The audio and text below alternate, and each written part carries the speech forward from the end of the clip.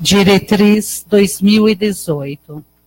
Retornar ao espírito de pioneirismo é iniciar a grande construção pelo nosso íntimo, pelos nossos corações. A expansão será lenta pelo caminho Shoujo. Um ministro relatou um encontro que teve com outros ministros, no qual eles haviam discutido quais os melhores métodos a serem adotados no programa da Luz Divina. Eu não diria que todos estivessem errados, mas observei que haviam se descuidado do mais importante, a questão Daijo.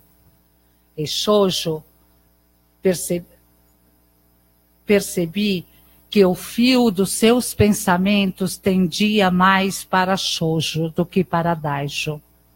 Em Shoujo, as pessoas se limitam a fazer isto ou aquilo, estreitando o caminho, o que impede o crescimento.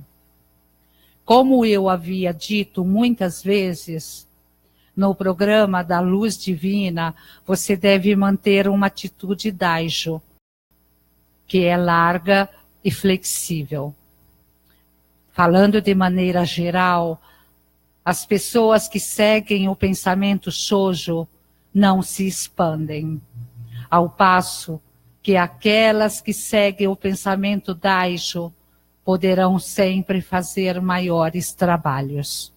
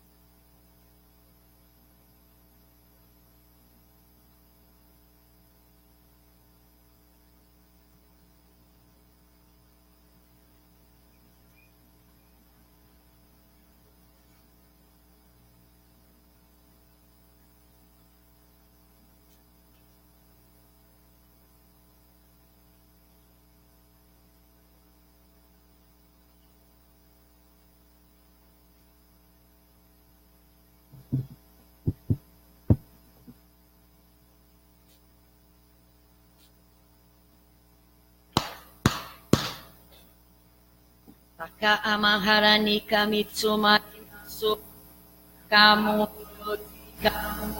mino mikoto mochite some miyoya kamu izanagi no mikoto Sokoshi no himoka no tachihana no odo no ahagihara ni misogihara itamoto ki ni narimasero haraido no kamitachi moro moro no magagoto tsumikegare o Harai tamae kiyome tamae tomo sukoto no yoshio amatsu kami kunitsu kami yao yorozu no kami tachi tomo ni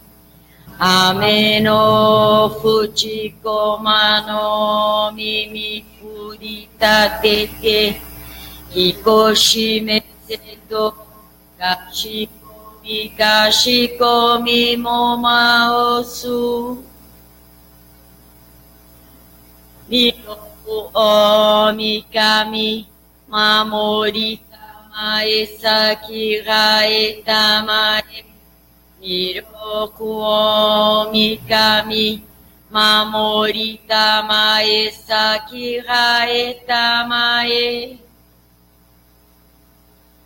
Meishia no mikami mamorita mae sakirae tamae Meishia no mikami mamorita mae sakirae tamae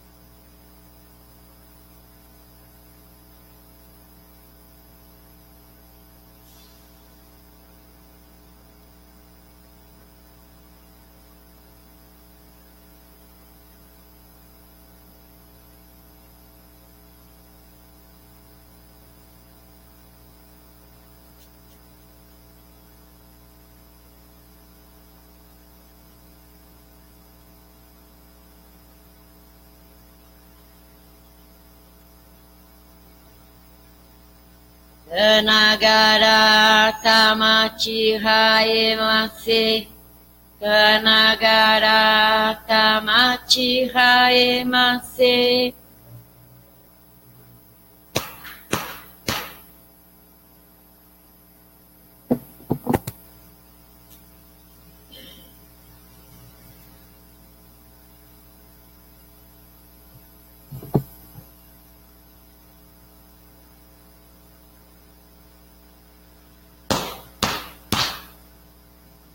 Hirokudai kokuten mamorita mae sakirae tamae Hirokudai kokuten mamorita mae sakirae tamae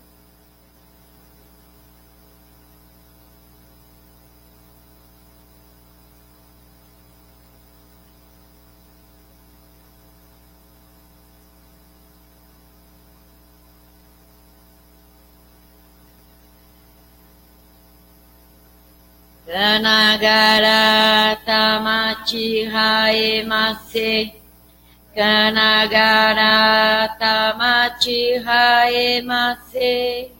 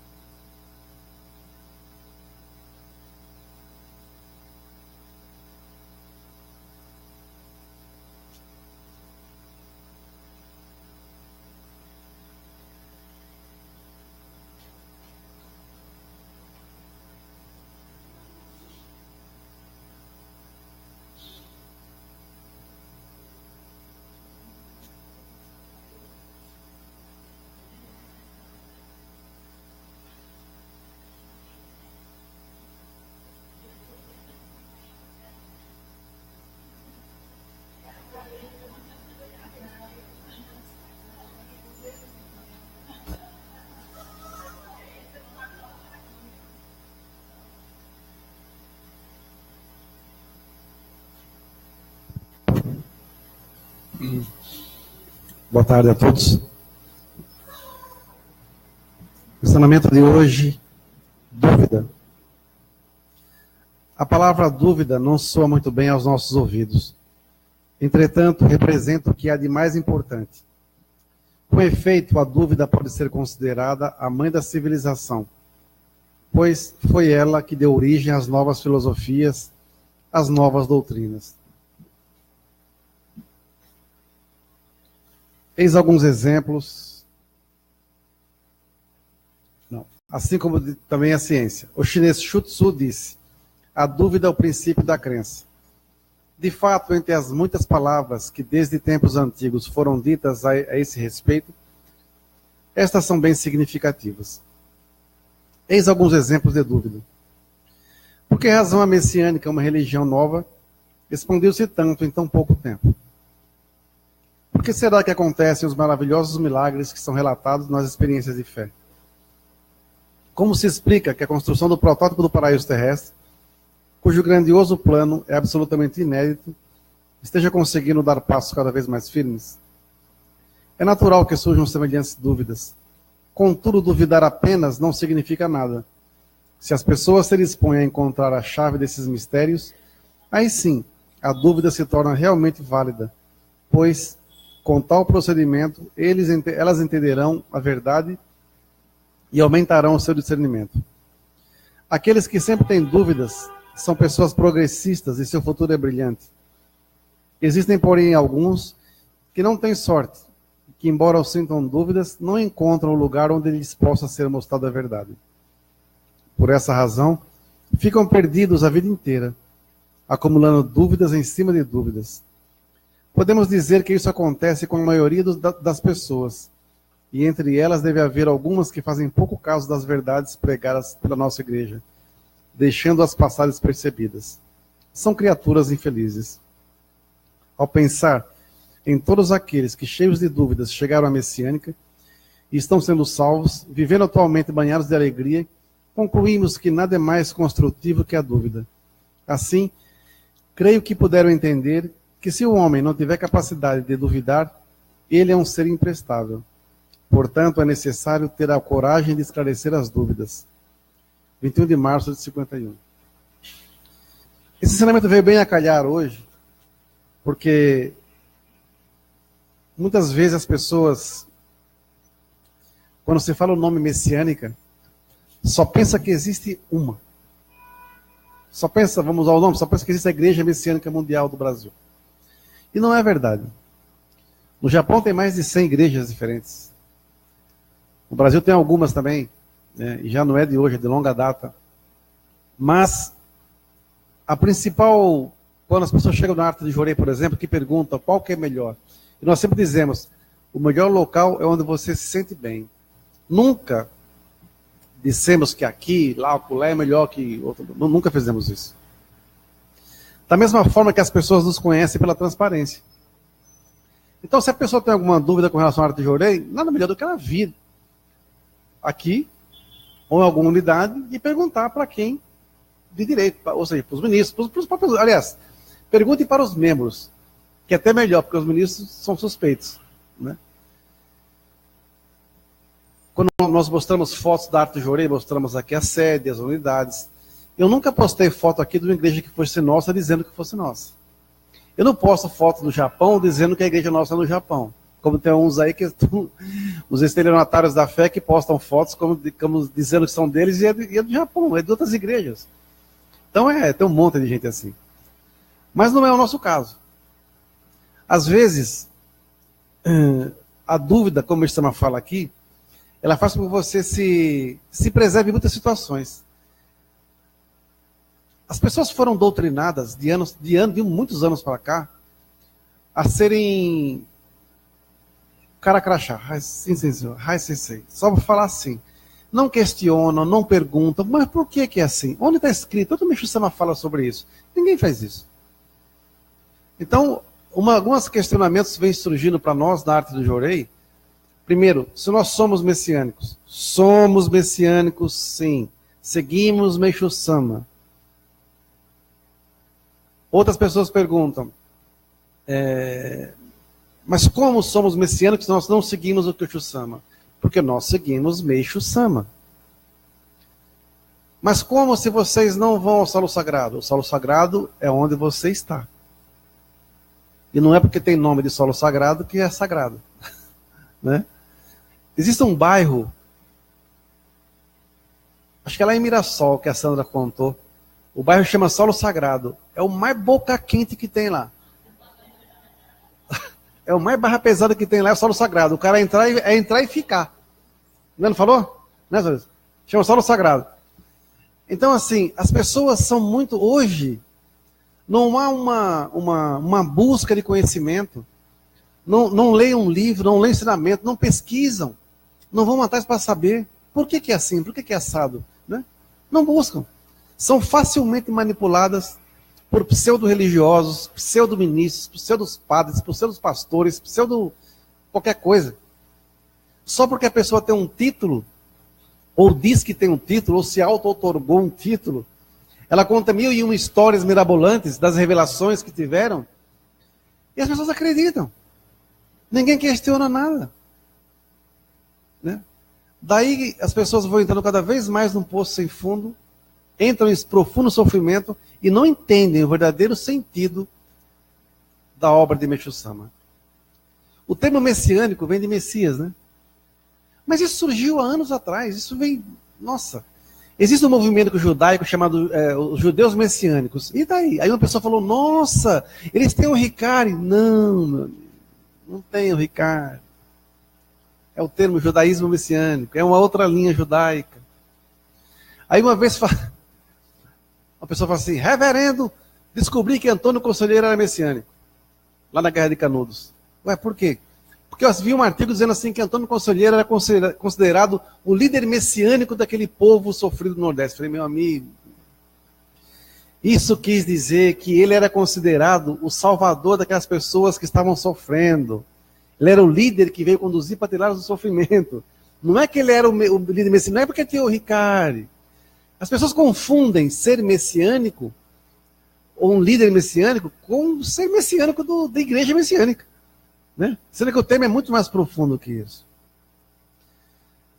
Eu estive agora em viagem missionária a Palmas, Tocantins, e tive a honra de conhecer a Casa Nova, com um astral maravilhoso e tal. E conheci muita gente nova.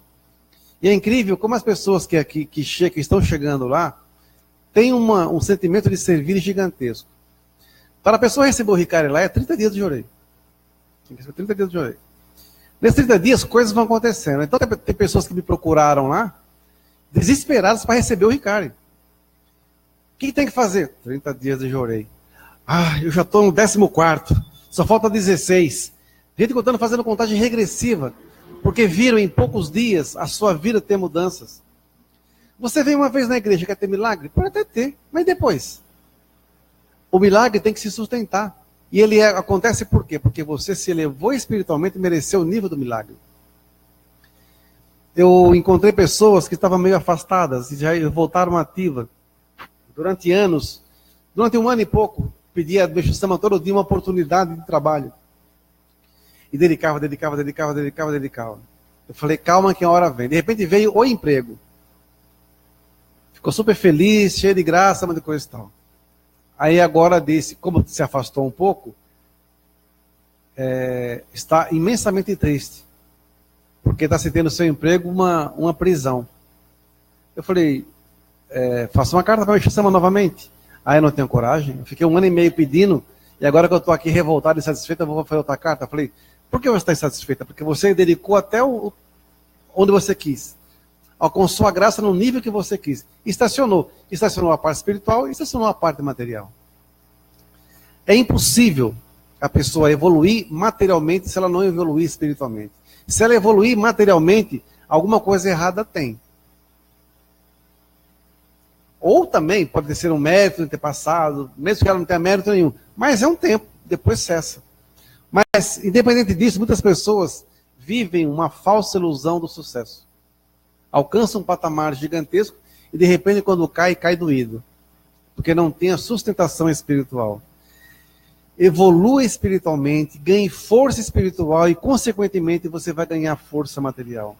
Não há inversão. Espírito precede a matéria sempre. Então as pessoas sofrem por quê? Porque, infelizmente, vivem num processo da busca da elevação material em detrimento da elevação espiritual. Né? Eu questiono o Meixo Sama, eu questiono os ensinamentos, eu questiono isso, eu tenho dúvida naquilo. Mas você nem pratica, ué. Uma vez um ministro, eu cuidava dos jovens em São Caetano, e nós criamos um grupo muito nervoso de jovens. Eram os rebeldes. Mas eram os rebeldes que faziam, porque eu ensinei esses jovens que eles tinham que ser seres pensantes e questionadores. Se alguém falasse alguma coisa diferente, eu falava assim, está escrito aonde isso aí? Eu falei, vocês não podem ser seguidores. Tem que saber porque está seguindo. E uma vez um ministro me desafiou apertando a mão, bravo pra caramba, falou assim, eu sou o ministro que mais sabe ensinamento no Brasil. Eu apertei a mão dele e falei, eu não acredito. O homem virou o capeta encarnado. Bravo para Deus, esbravejava horrores. Como você não acredita? Falei, eu não conheço os outros. Então, como é que alguém quer me convencer que ele é o melhor se eu não conheço o vizinho dele, o outro cara, o fulano, Beltrano? Não é? Hoje em dia vivemos uma fase assim, das visões. Todo mundo tem visão. Parece que é um surto de médium lascado. Mas não tem um lazarento que me dá o número da Mega Sena. Não tem um que dá o número da Mega Sena. Que eu sonhei que eu vi. Que eu intuí que eu vi. Que eu sei lá. Que eu não sei o que lá que tá. Meu, para com isso. A intuição, ela vem no momento que Deus te protege. Deus te preserva. E antepassado te preserva. Tem um ensinamento do Meixo Sama que fala sobre o espírito de raposa. Que muitas vezes o espírito de raposa, ele se aproxima de você, esse é o lado positivo, para te dar avisos ou alertas. Isso é um ponto, isso é verdade. Mas veja, se você não está bem espiritualmente, qualquer tranqueira encosta em você e fala o que quiser, e você, é verdade. Né? E você acredita. Mas eu sempre fico na dúvida. Porque eu tive uma formação espiritual de uma parente minha. E as aulas que eu tive com ela e com os mentores que vinham nela me alertaram e me mostraram muita coisa no futuro, sobre o futuro. E muitas vezes você percebia que não era o espírito, não era um mentor, era a própria pessoa. Às vezes você quer usar uma artimanha e a pessoa finge que está num processo de possessão, sei lá, né? Para falar alguma coisa e não é. Ela fala o que ela quer falar, mas não é o que a espiritualidade quer dizer. Então, assim, não dá para acreditar, porque aí vem o espírito de raposa negativo. É aquele que primeiro fala algumas coisas para você, nossa, acertou tudo. E depois ele manipula você do jeito que ele bem entender. Né? Então, assim, a pessoa pode chegar para mim e falar assim, eu tenho o dom da visão. Chique. Aí a pessoa fica esperando algum comentário meu. Eu falo, e aí? Né? Como eu não dou segmento, não tem graça. Eu não pergunto, não falo nada. Eu tenho, tá, e aí? Eu só digo uma coisa, se estiver aqui na igreja, se viu alguma coisa, não fale nada para ninguém. Procure o ministro, procure a mim e fale o que você viu. Sobre a pessoa, sobre quem quer que seja. Em cima disso eu posso orientar, desde que nós, com sabedoria, conversamos com a pessoa para tentar ver até que ponto aquilo pode ser verdade ou não. Porque nós somos uma religião espiritualista. Nós não somos adivinhadores. Né? Nós não damos nos números sagrados para você jogar e ficar milionário. Nós não adivinhamos sonho, não fazemos leitura de mão, eu não leio carta, nada. Né? Não vejo borra de café, né? Um monte de coisinha. Então, assim, as pessoas têm que começar a prestar atenção Quando alguém falar uma coisa para você, fique sempre com uma interrogação em cima. Duvide. Senão você será eternamente manipulado na sua vida. Nunca vai crescer, nunca vai progredir, porque você é um canal aberto para o mal agir. Você quer enganar alguém? Pega aquela pessoa lá, faz um fufuazinho ali, ela vai espalhar para todo mundo, tá feita a bagunça. Então, assim, se nós nos preservarmos e guardarmos a nossa riqueza, que é a nossa segurança espiritual, a nossa essência nunca será maculada. Né? É muito fácil você falar que isso, aquilo outro, que é messiânico, que é isso, aquilo outro, sendo que você não vive isso. Viver a fé é algo que transcende. Ontem uma membro que estava um pouco afastada veio aqui, veio hoje de novo. E depois ela mandou uma mensagem hoje dizendo que da gratidão que sente porque se sentiu acolhida e nunca julgada. Nós não somos juízes. Se alguém de repente se afastou por um tempo, alguma razão tem. Precisa respeitar e entender os porquês. Né? Principalmente se são pessoas delicadas. Pessoa que é mais ou menos, que não está nem aí, você nem sente falta. Né? Mas as pessoas que querem ser devotadas, essas que sofrem os maiores ataques.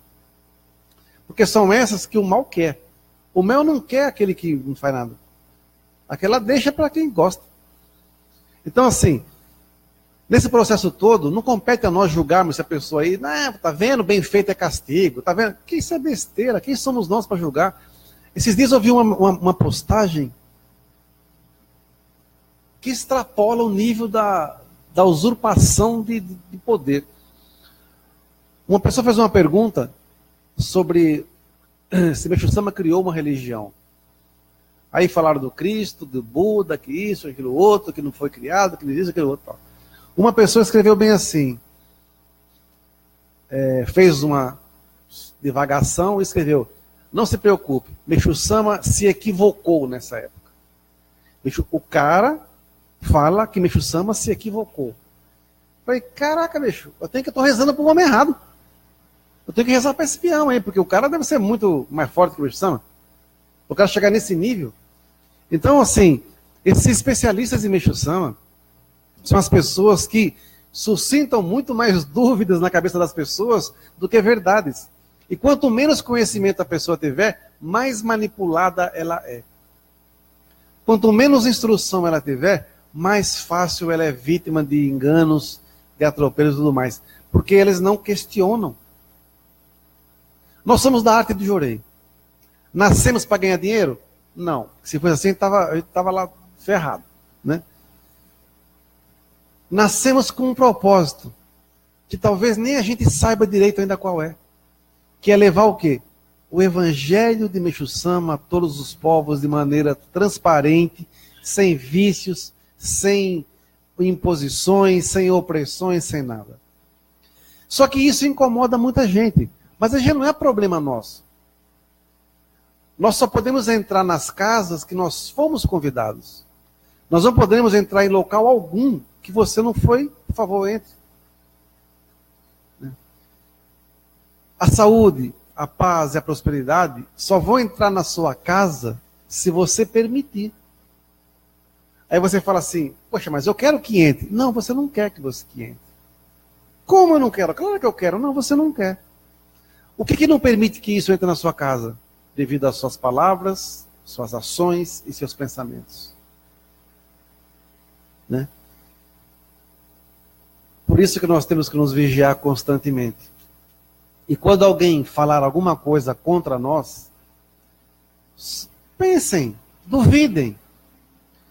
Eu pedi para o ministro Marcos, outro dia, que aconteceu uma coisa muito interessante. Uma pessoa me ligou e falou uma grande mentira, uma grande inverdade. Como a gente não tem que ficar se justificando, porque quem contou a mentira tem que ficar na boca do mentiroso e não na boca de quem ouviu, não é? Quem conta uma mentira, a mentira precisa ficar na boca de quem contou, não na boca de quem ouviu. Porque o que o mentiroso faz? Conta uma mentira e quem ouviu conta e espalha. Aquilo que eu falei. E escolhe alguém que fomenta a mentira, espalha. E quem tem afinidade com essa mentira, acredita.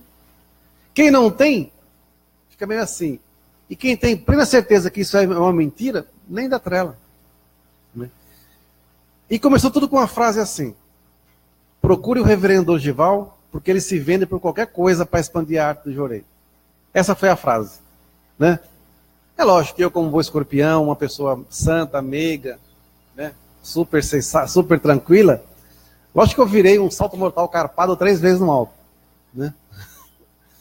Mas eu respirei fundo, porque quando você está com raiva, você não pode reagir. Quando você está triste, você não pode reagir. Quando você está com qualquer tipo de emoção errada, você não pode fazer qualquer coisa. Então eu pedi para ele que estava fora e falei: escreve um trem aí.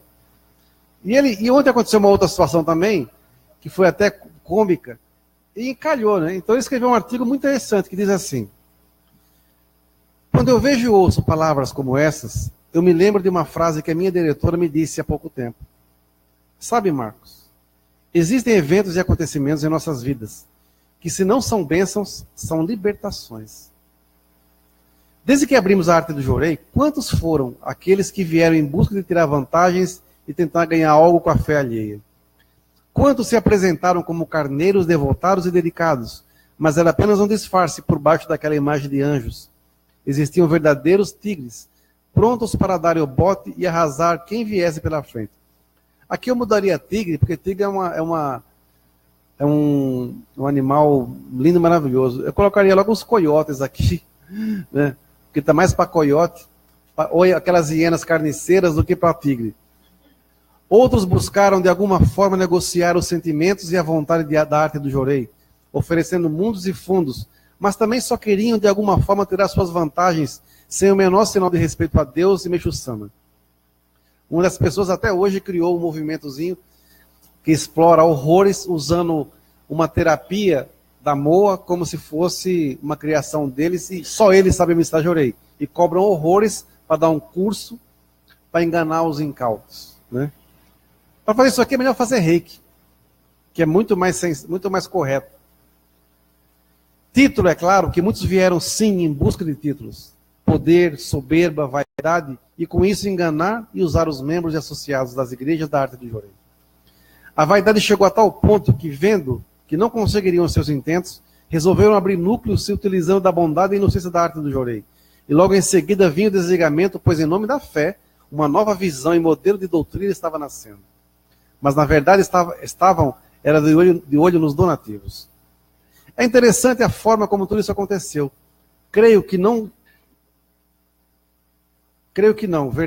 Verdade é que temos que dar graças a Deus e Meixo Sama, da forma e da maneira como o plano espiritual resolveram nos aprimorar e nos preparar para a verdadeira expansão da alma divina através da arte do Jorei.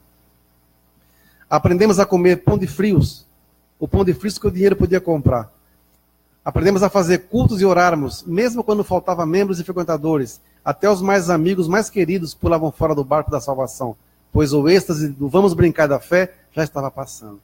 Isso aqui é a flor e o fruto. A empolgação tem acabado. Então não tem mais graça brincar de fé, de igrejinha. E durante anos, todo dia, o nosso almoço era comer um pão de frios. E dividir um Guaraná Dolly. Quando dava. Né? Olha, não foi um mês, uma semana. Foram uns 2 anos comendo danado do pão de frios. E quando vinha um miojo, era ajoelhar e agradecer a Deus. Tanta felicidade que era comer um miojo. Né? Aprendemos a chorar em silêncio das dores e as traições vividas. Mas, na verdade, eram os nós do bambu se formando. Era e é sempre Meixo Sama nos dizendo e nos mostrando como é que ele quer e deseja a arte do Jorei. Poucos membros, alguns ministros, amigos, reverendos, e a arte seguindo em frente. Muitos chegaram, muitos partiram e a arte do Jorei permanece. Quando olho na igreja ou até em fotos dos servidores dedicantes que até pouco tempo eram garotos e jovens, que ainda nem sabiam o que queriam, dando verdadeiro show de amor, fé, esperança, determinação e principalmente ensinando e servindo com humildade. Olho hoje e vejo esses jovens, homens e mulheres se esforçando para serem a cada dia cada vez melhores. E aí, apesar de tudo, a arte do Jorei caminha pelo mundo e chega a outros continentes, nos trazendo novas alegrias e aprendizados. E aí, eu acredito que a vontade de Meixo Sama se concretizando. E quando damos o nosso melhor, e ainda assim falta aquela partezinha para pagar o aluguel. Aí, meu Deus, vamos todo mundo para frente do altar e orar. É bom, é verdadeiro e é belo ver tanto amor assim pela humanidade e por Meixo Sama. Meus amigos, a arte do Jorei é o bambu. A arte do Jorei é a vontade de Meixo Sama por suas igrejas e sua maior riqueza são seus membros, seus servidores, e que na medida do possível têm suas vidas transformadas, seus milagres alcançados, têm um sorriso no rosto e sua saúde restaurada, e disso eu entendo bem.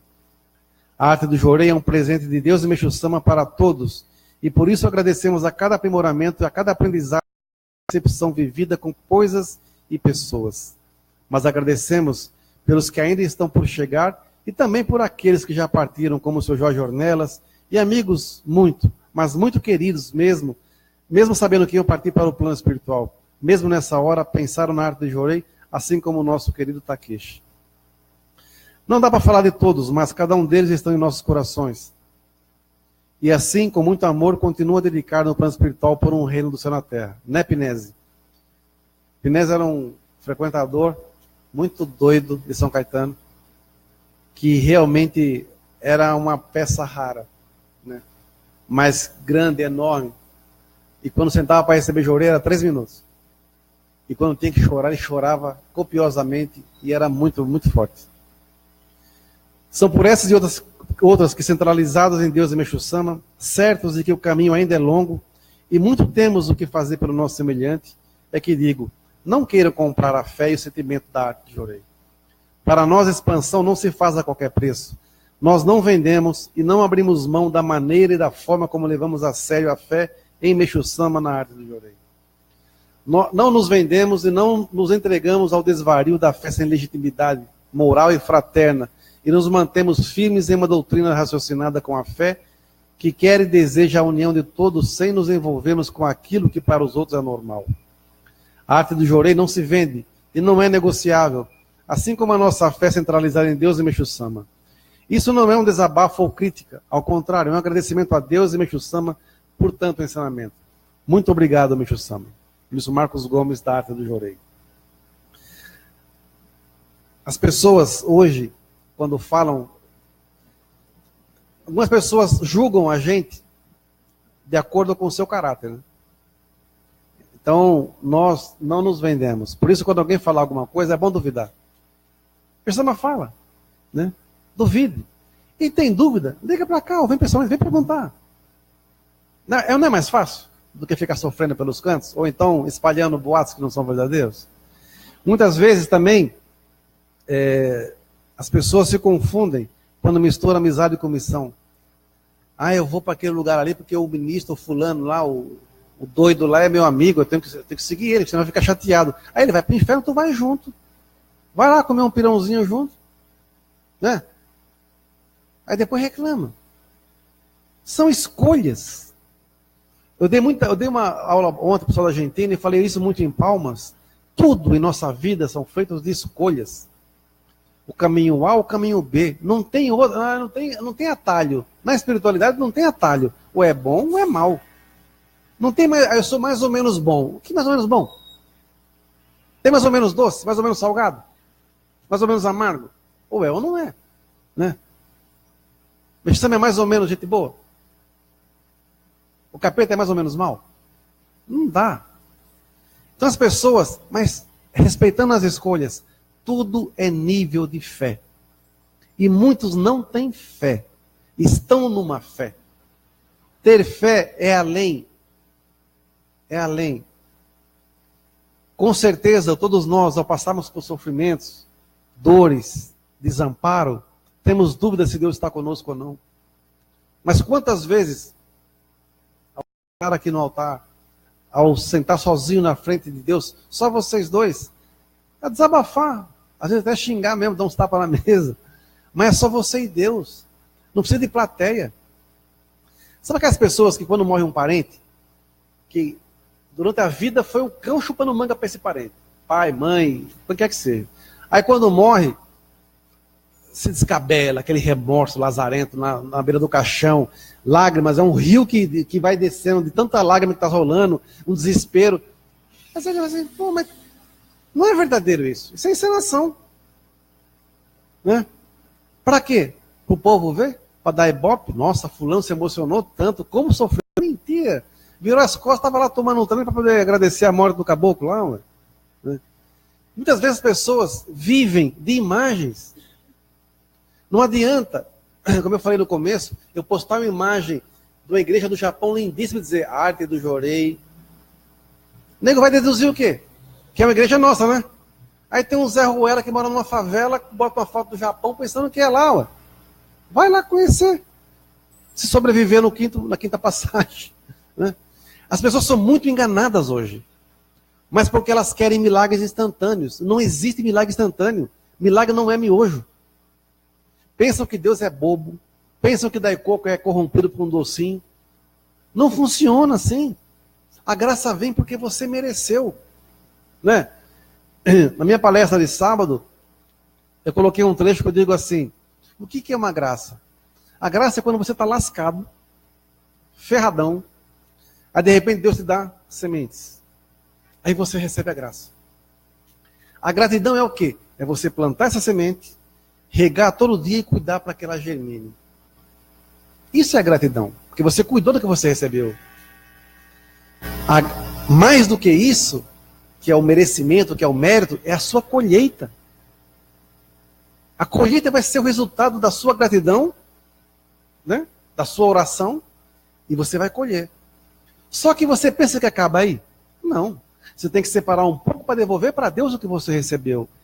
E separar um outro punhado para você semear novamente. É a nova semeadura. Aí sim é a gratidão mais plena. Quando cessa na colheita, é ingratidão. Ah, não, acabou, eu estou bem pra caramba, agora aí parou ali. Aí ali começa a fase da ingratidão. Só que o que você semeou, o que você colheu, vai acabar.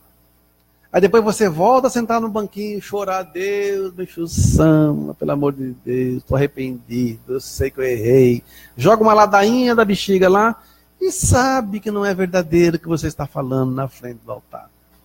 É só para querer enganar.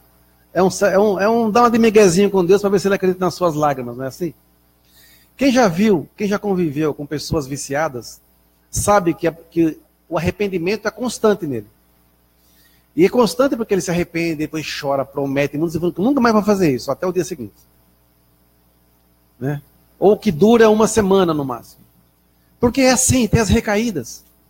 Eu falo porque eu acompanhei casos assim, até na minha casa. Quando nós nos mantemos numa linha certa, a gente pensa assim, nossa, eu dedico, eu oro, eu sirvo, agradeço, procuro ser o mais correto possível. Por que eu tenho que purificar? Aí vem a dúvida. Deus, por que, cara? Será que eu não estou correspondendo à vossa vontade? Será que eu estou errado? Será que essa fé é certa mesmo? Né? Essas perguntas que você tem que fazer. Aí tem duas opções.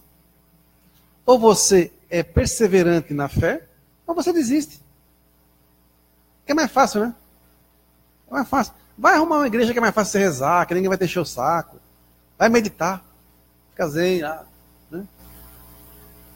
O máximo que vai acontecer na meditação, na natureza, é um passarinho fazer cocô em cima de você, uma formiga te morder. Não é? Infelizmente é assim. Mas na fé verdadeira, esse cocô na cabeça é uma purificação.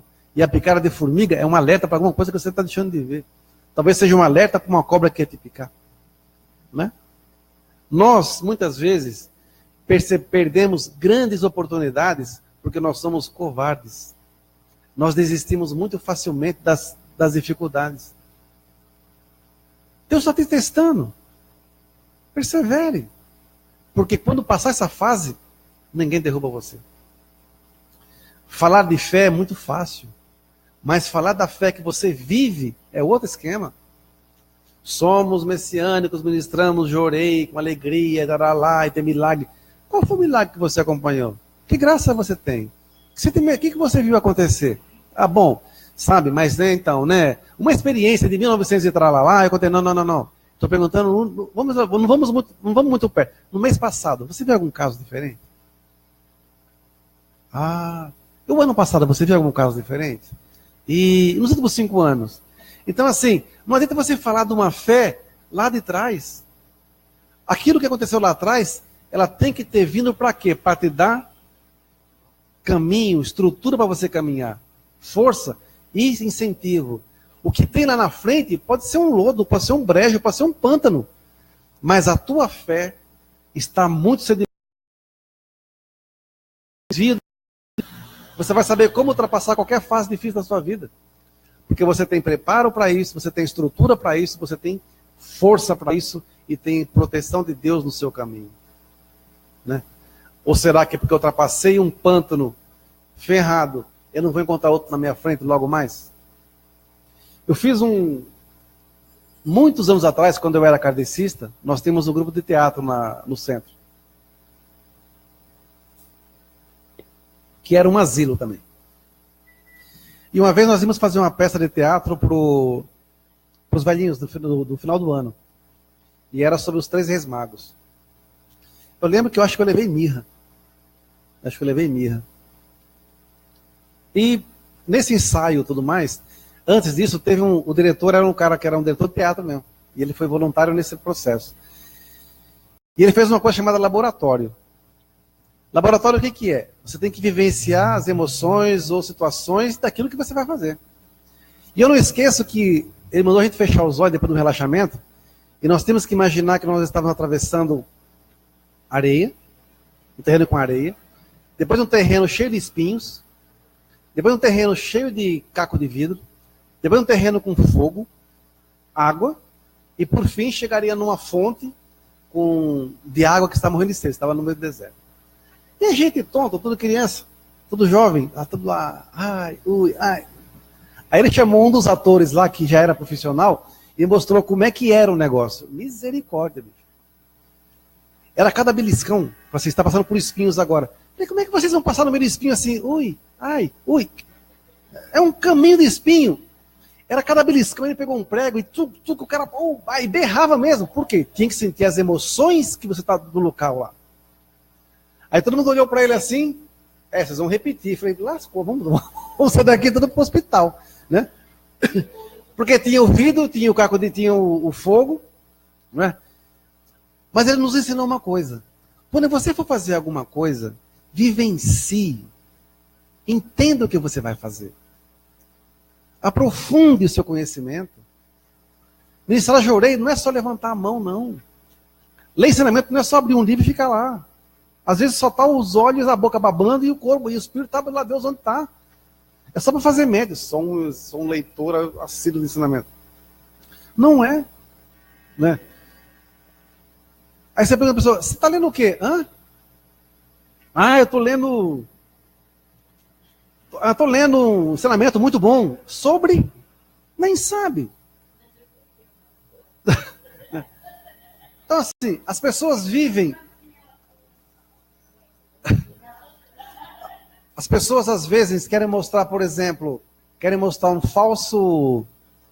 uma falsa intelectualidade sem ter.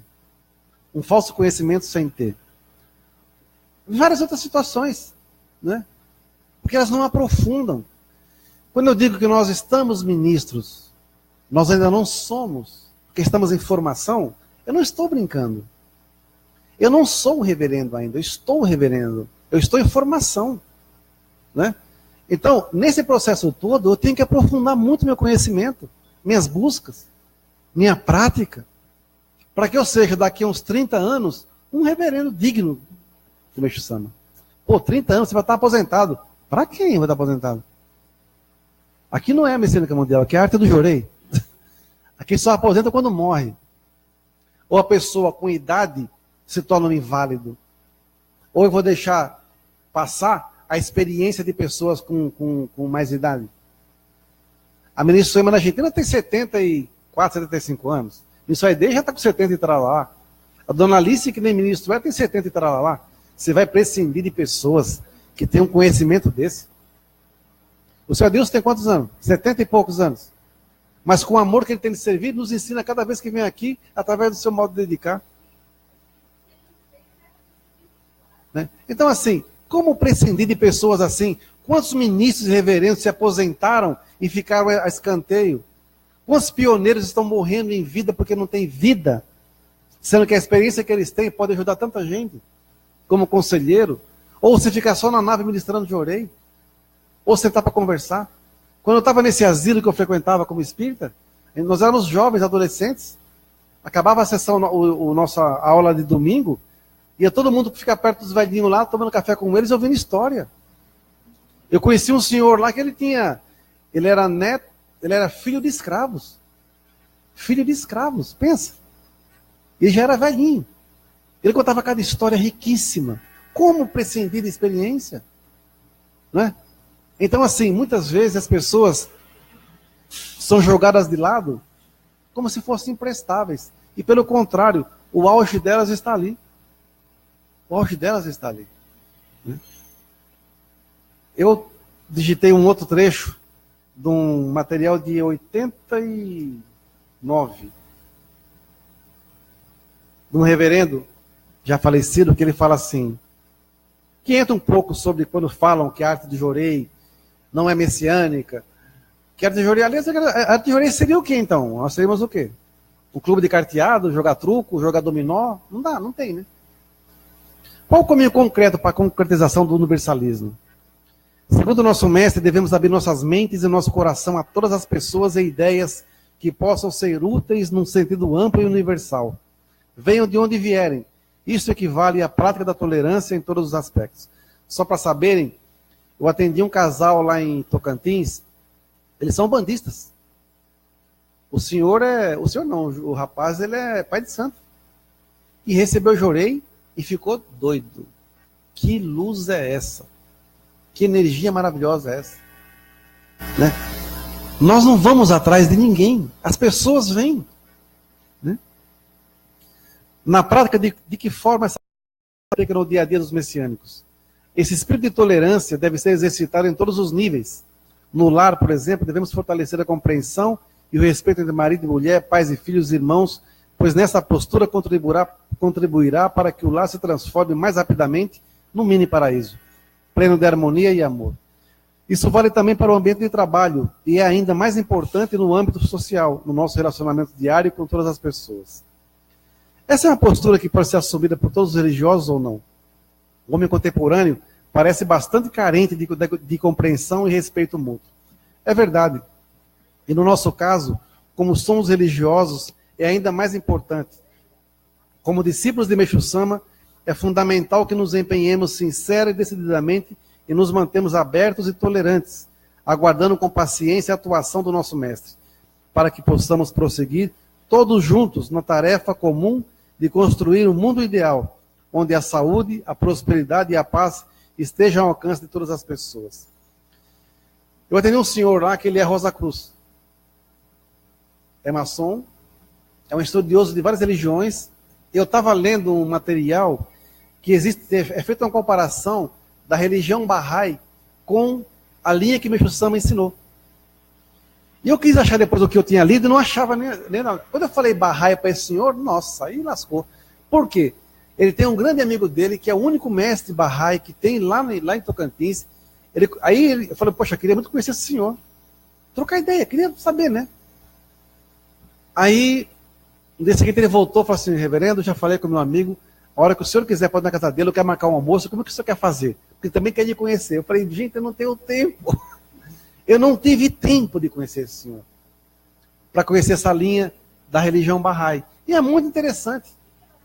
Então, tem que aprofundar um pouco mais. Mas em linhas gerais, eles fazem uma correlação com São João Batista. Sobre a revelação de João Batista, sobre a missão dele, e com outros fundamentos religiosos e espiritualistas. Eu não vou aprofundar porque eu só li um texto para poder entender o que era. Mas é citado num livro, uma comparação de Meixo Sama com a linha Bahá'í. Né? E assim, dentro disso aqui também, sobre essa tolerância e tudo mais, nós somos abertos a qualquer pessoa que aqui entrar, indistintamente através do seu, seja qual credo for. Uma membro nossa, do interior de São Paulo, está sendo muito atacada, massacrada, literalmente, né? Porque já virou até tema de palestra em culto, porque nós da Arte de Jorei fomos visitá-la. Mas nós não fomos lá porque nós quisemos, nós somos convidados a entrar em sua casa e falar da Arte de Jorei. Então, a história contada é outra, que nós damos dinheiro para os membros, só dá e pouco agora. Que nós compramos as pessoas, oferecemos isso, mas é mentira, nunca aconteceu.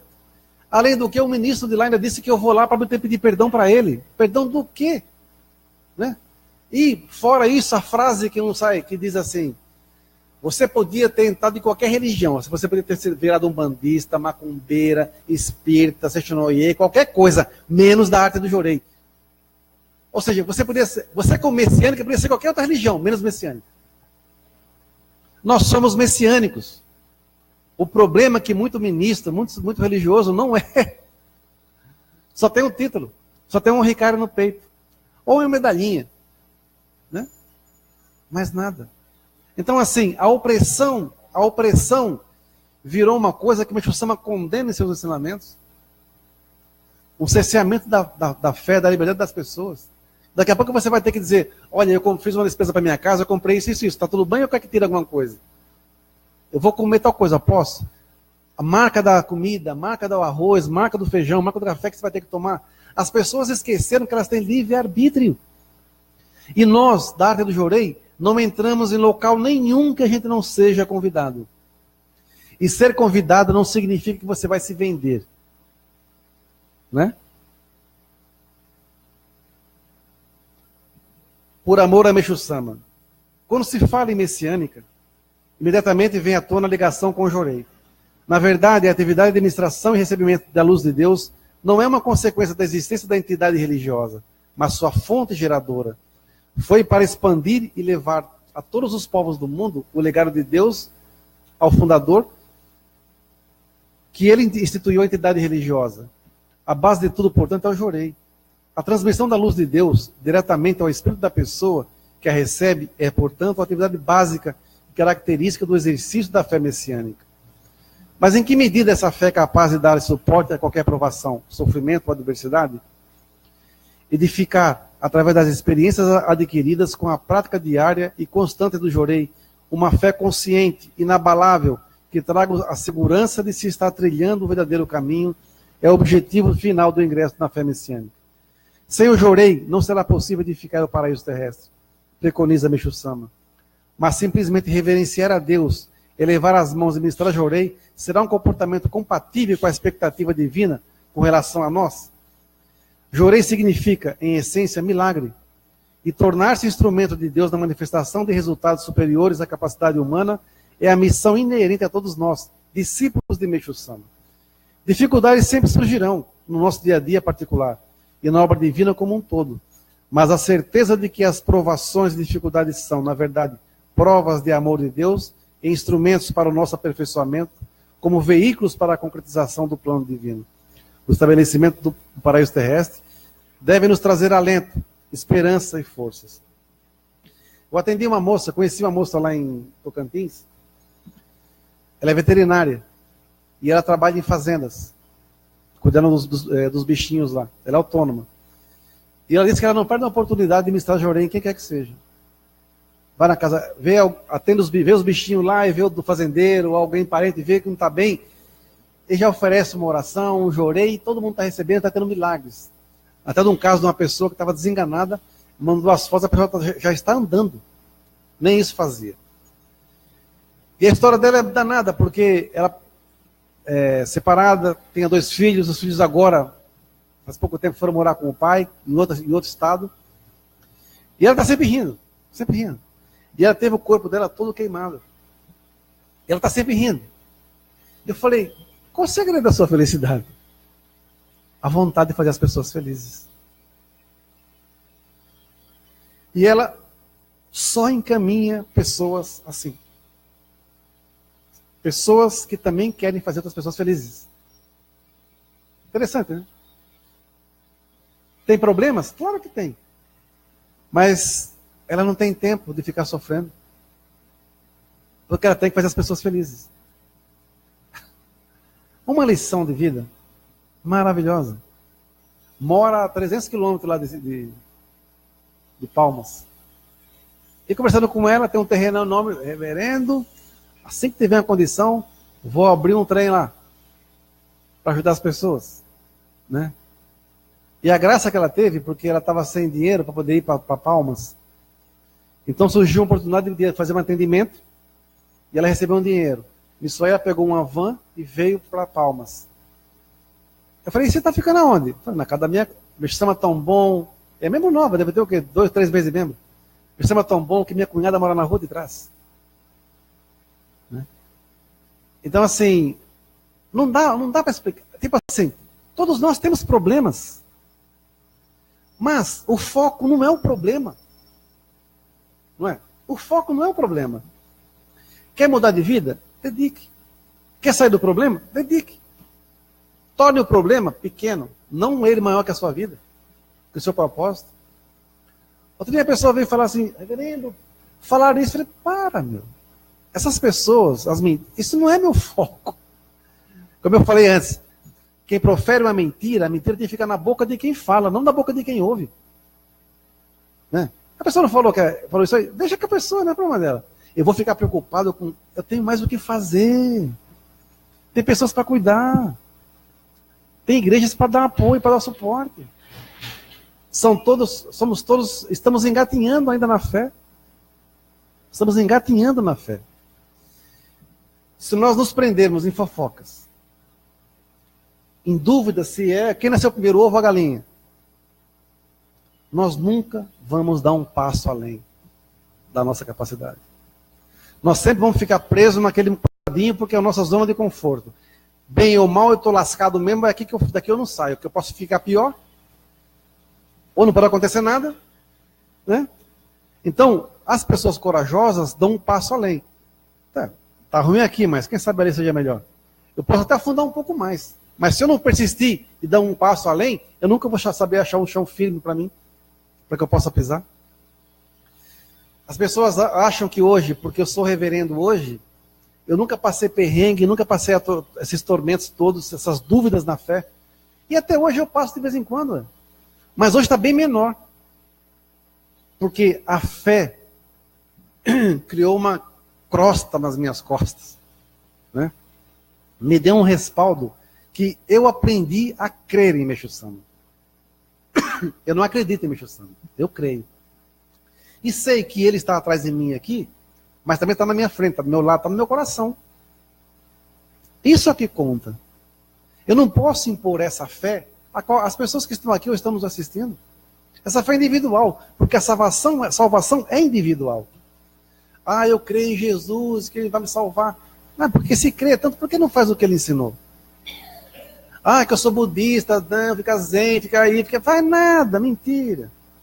Entendeu? Eu conheci um monte de budista aqui pela misericórdia. Tem um amigo meu que é budista, quer matar meio mundo. Né? Não é o rótulo da fé que vai dizer que você tem fé ou não. É a fé que você professa da sua alma para fora. Ah, é que eu sigo o Meixo Sama. Tá, e daí? Quando você fala, depois da vírgula, e daí? Ninguém sabe o que fazer. Repito, uma pergunta que eu fiz aqui para os ministros, e eu fiz lá em Tocantins. Se você estivesse acompanhando um caso, e esse caso fosse o seu, e você fosse para o inferno, você como missionário, como messiânico, você iria até o inferno para se salvar? Vale a pena ir descer ao inferno para salvar você? Tem que saber a resposta, não é? Fiquei uma semana lá, todo dia na minha aula eu perguntava isso. Aí quando eu estava embora, perguntava a mim, e o senhor, reverendo? O senhor ia no inferno para se salvar? Eu falei, claro que eu ia. É por quê? Porque eu valho a pena.